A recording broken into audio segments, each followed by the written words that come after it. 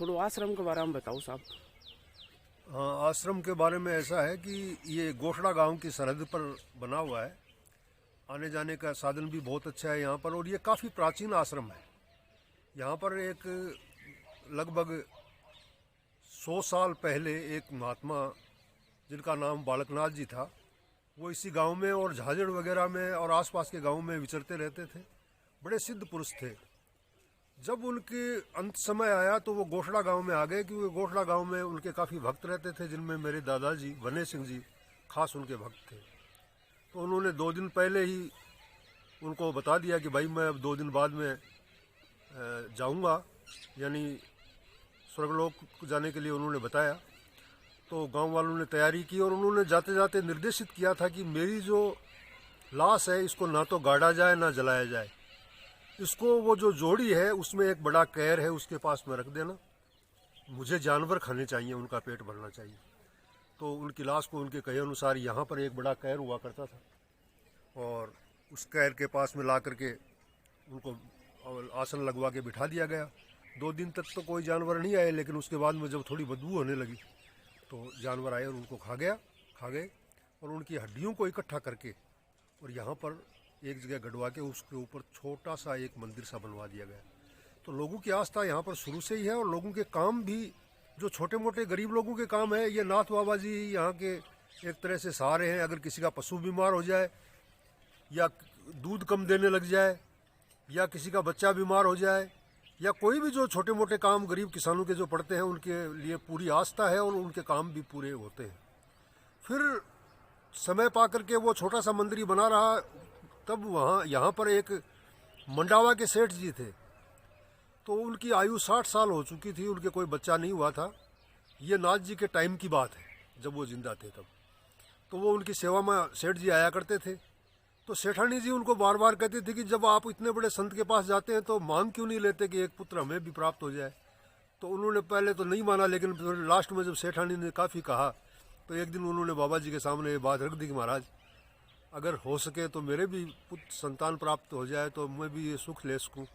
तो बाबा जी के आशीर्वाद से उनके 60 साल की आयु के बाद एक पुत्र उत्पन्न हुआ, और उनके जो नाती पोते हैं आज भी जयपुर में रहते हैं, और जयपुर से आकर के महीने में या 2-4 महीने में आकर के यहाँ पर संभालते भी हैं, और उन्होंने ये इस मंदिर का निर्माण करवाया। इसके बाद हमारे चाचा जी थे एक सुल्तान सिंह जी, वो जब रिटायर हुए फौज से, इसके बाद में यहाँ पर चारों ओर छोटी छोटी बाढ़ हुआ करती थी। बड़ी मुश्किल से उन्होंने इसको संभाल की, सुबह शाम यहीं लगे रहते थे। और जब उनकी मृत्यु हो गई तो उनको संभालने वाला कोई नहीं था। तो मेरे में ये एक भावना जगी कि क्यों ना मैं नाथ जी महाराज के आश्रम को विकसित करूं। तो सब लोगों को यहाँ पर बुला करके आसपास वाले लोगों को इकट्ठा किया और उनसे बातचीत की। तो उनको श्रद्धा तो पहले से थी, और यहाँ पर जंगल टाइप का हुआ करता था। किसी ज़माने में लोग आते थे तो शराब वगैरह, मीट वगैरह, शराब चढ़ती है बाबा जी की, तो वो पीते थे, और अब थोड़ा गंद भी मचाते थे कभी कभी। तो लेडीज़ वगैरह का आना जाना थोड़ा सा बहुत कम था, दिन में आ पाते थे। और यहाँ पर चारों ओर कैर थे, जंगल टाइप का था। तो यहाँ पर सब लोगों ने मिल करके आज से 4 साल पहले ये एक सोच किया कि भाई इसको विकसित किया जाए। तो इसमें चारों ओर की जो दीवारें बनी है, गेट बने हैं, या पेड़ लगे हैं, या ये जो और दूसरा जो एक मंदिर तैयार हो रहा है, इधर ये सत्संग भवन बन रहा है। यहाँ पर एक ये कमरा बना दिया गया है कि आने जाने वाले साधु महात्मा कोई ठहर सके। लेटरिन बाथरूम वगैरह बना दिए गए। और ये सिर्फ पिछले 4 साल की ही देन है कि ये इतना विकसित हो पाया। और इसके बाद में बाबा जी की ऐसी कृपा हुई कि यहाँ पर ये जो गौशाला दिखाई दे रही है, इसमें पूरे कैर वगैरह झाड़ झंकाड़ खड़ा हुआ था। इसमें तो जाने से भी आदमी को डर लगता था, कांटे वगैरह या जंगली सांप बिच्छू वगैरह इस तरह से हुआ करते थे। गौशाला में अब आपके पास कितनी गायें हैं? हमारे पास में 102 गायें हैं आज के दिन। तो इनका दूध और घी वगैरह का क्या रहता है, खाने वाने का? देखिए, पहली बात तो ये है कि ये हमने गौशाला खोली है तो इसका मकसद दूध बेचना या घी मक्खन वगैरह निकालना नहीं है।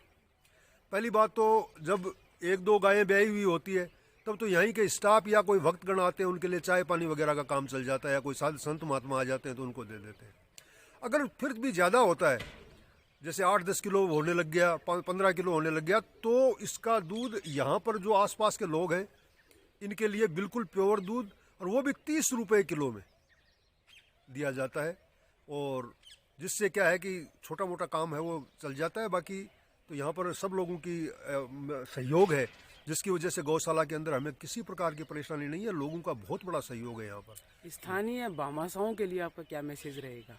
स्थानीय भामाशाहों को देखिए, मैं भामाशाह उसको नहीं कहता जो करोड़ रुपए देता है या लाख रुपए देता है। मैं भामाशाह उसको कहता हूँ कि जो 10 रुपए कमाता है और उसमें एक चवन्नी या एक ज़्यादा से ज़्यादा 1 रुपया देता है, भामाशाह वो है। और यहाँ पर जो ये गौशाला चल रही है, इसमें एक आइडिया बाबा की दया से आया था हमारे को कि इसमें हम ऐसे लोगों को भी शामिल करें जो गायों को गोद ले सकें, क्योंकि भामाशाह है वो तो एक बार दे करके निवृत्त हो जाता है, लेकिन गायों के लिए तो चारा हमेशा के लिए चाहिए, रोजाना चाहिए। इसलिए हम लोगों ने इसके कम से कम 70 लोग ऐसे हैं जिनको गायें गोद दे रखी है, 70 गायें गोद दे रखी है। और कोई जो बड़े हैं उन्होंने 5 गायें ले रखी है, 10 गायें ले रखी है। और जो राज्य सरकार से आपको कोई हेल्प मिलती है? नहीं, राज्य सरकार से फिलहाल कोई हेल्प इसलिए भी नहीं मिल रही है कि हम लोगों का अभी तक रजिस्ट्रेशन भी नहीं हुआ है। समिति का रजिस्ट्रेशन तो हो चुका है, लेकिन गौशाला का नहीं हुआ है। इसके लिए जब कागज लगाए तब पता चला कि सिवाय चक की ज़मीन जिस गांव में है उसमें गौशाला को वो अलॉट कर सकते हैं, और सिवाय चक की ज़मीन नहीं है, उसके लिए मुश्किलें आ रही हैं। तो हमारे पास में सिवाय चक की ज़मीन नहीं है, ये गोचर की ज़मीन है।